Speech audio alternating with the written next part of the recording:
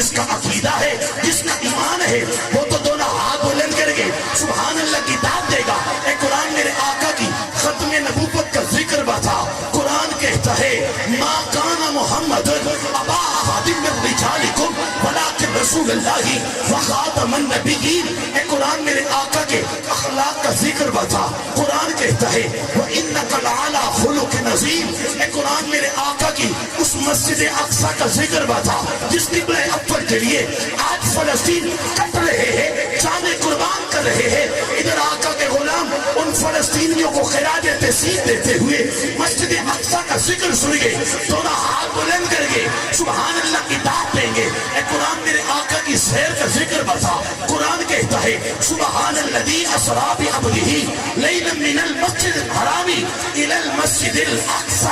اے قرآن میرے آقا کے سارے جسم اطہر کا ذکر بتا۔